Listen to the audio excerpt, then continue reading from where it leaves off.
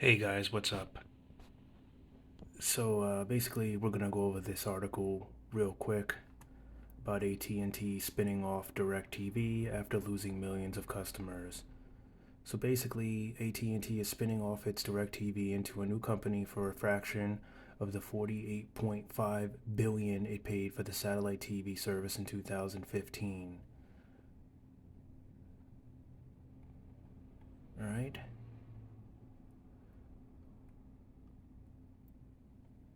So basically, AT&T is spinning off its DirecTV into a new company for a fraction of the 48.5 billion it paid for satellite TV service in 2015. Uh, Basically, they're saying DirecTV has lost millions of customers on AT&T's watch and is valued in the deal at just 16.25 billion including debt. So, private equity firm TPG will own 30% of the business while AT&T holds the rest. The telecom company will receive 7.8 billion in cash, including 1.8 billion from TPG and 5.8 billion from the new DirecTV firm, which is borrowing that sum. The new DirecTV will also take on 200 million in debt from AT&T. So that's a lot. So basically, it looks like they're really trying to move things around and they're trying to recollect all of this loss. They're hoping that that Directv will do that. Um, my question is, how many people are even really using Directv anymore? Um, as we've seen a massive turnover to the other apps, and even IPTV for that matter, where a lot of people are just streaming, and they're not dealing with cable anymore. So I mean, there are those traditional users who still want that old school cable feeling, whether it be through traditional box or an app based version of DirecTV. Either way, not many people are willing to pay these fees, which is why I feel DirecTV and AT&T has lost so much money. I don't know. What do you guys think about this? You think it's a smart move for AT&T? You think it's a good way to recoup some of the loss? Let me know in the comments below. But basically, it's saying AT&T has lost its streaming service HBO Max last year and has focused on building that business. It also owns TV networks like CNN and TBS, along with the Warner Brothers movie studio, in addition to its huge wireless and internet business. So I think we all can say that a lot of their most recent profit is from the wireless and internet business. Home internet is starting to unveil in many cities.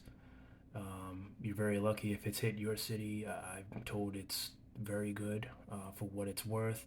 Of course, their phone wireless service is one of the best carriers, most reliable carriers to date. Um, so a lot of their profits are coming from there, which is what's keeping them afloat, and what I feel is making them most profitable.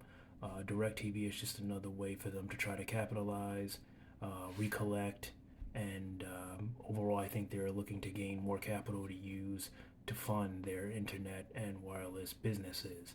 Um, what do you think about that? I don't know. That's my opinion.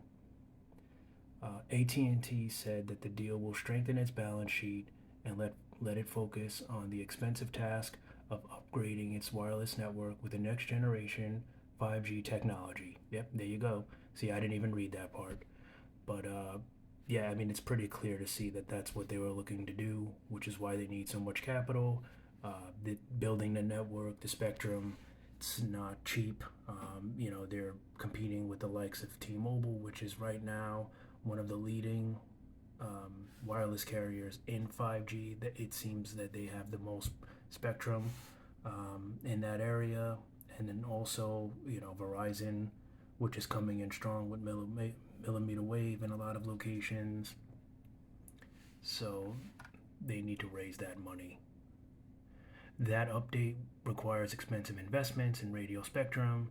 It's just spent $23.4 billion for bandwidth in the latest US government auction, and AT&T also plans to plow more resources into fiber optic internet infrastructure and HBO Max. AT&T will use the deal proceeds to pay down debt. The new AT&T DirecTV will continue AT&T TV, a streaming version of cable TV and Uverse, AT&T's older cable service. AT&T will return its Latin American DirecTV business. AT&T said it expects few to no changes for subscribers. The deal is expected to close in the second half of the year.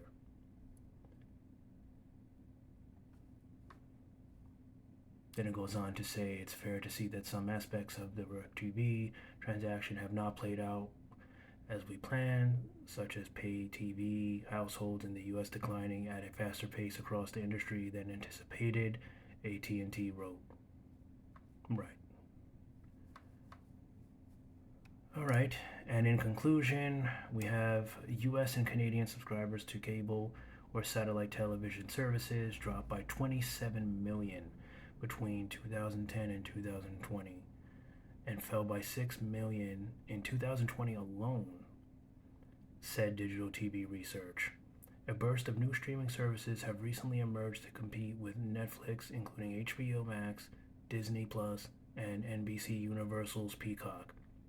AT&T's video business has lost 6.7 million customers over the past 2 years and claimed 17.2 million subscribers at the end of 2020. So, yeah, it goes back to what I was saying. A lot of people are choosing different streaming services, cheaper alternatives. Some are going to smaller streaming services like Philo and maybe even Sling, getting just a couple of select channels for a fraction of the price.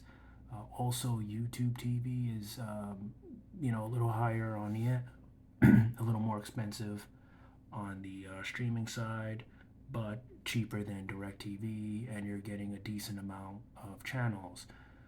So those services are allowing you to kind of pick a selection of the channels you're watching most and really only pay for those, as where DirecTV is giving you a large bundle of channels, in which many you're probably not going to ever watch, and you're going to pay a lot for those channels that you're not watching. So I don't know. What do you think about this deal that they're going in on? Do you think it's smart for them, not smart? Do you think it'll pay off, not pay off? Let me know what your thoughts are. Anyway, guys, thank you so much for watching. And as always, peace.